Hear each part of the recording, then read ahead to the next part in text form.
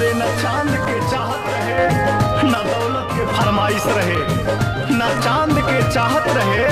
न दौलत के फरमाइश रहे, सातों जन्म बस तू मिला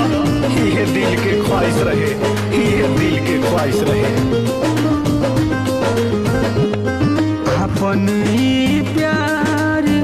अमर भइल रोवेले काहे पगली रे, अपन ई प्यार अमर भइल रोवेले काहे पगली रे, अपन ई प्यार अमर भइल रोवेले काहे पगली रे, ना तू बेवफा बाड़ू ए सनम ना हम बिचरा हमें भगनी रे, अपन ई प्यार अमर भइल रोवेले काहे पगनी रे।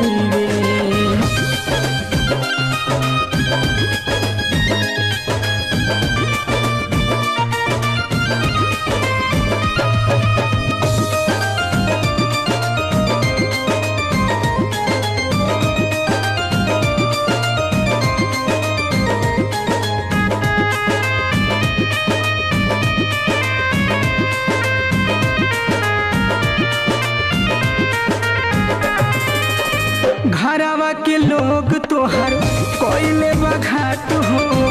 बुझ के गरीब छोड़ैले बा साथ हो, मननी ना तोहर बात सनम यही से भइल घात सनम, मीठी बोली भाव जाई तोहर लिहली बोलाई प्यार पगरहन लगली रे, अपन ई प्यार अमर भइल रोवेले काहे पगली रे, अपन ई प्यार अमर भइल रोवेले काहे पगली रे।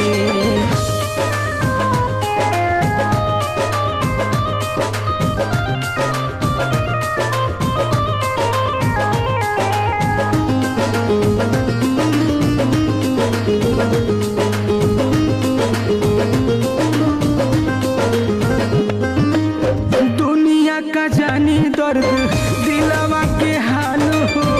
हम ठीक बानी पर रखिया ख्याल हो, ई नजर हमेशा जो ही हो तू ही हमार मन मोही हो, बरदिया गवाह बन के ठगवाई पापी दुनिया ठगली रे, अपन ई प्यार अमर भइल रोवेले काहे पगली रे, अपन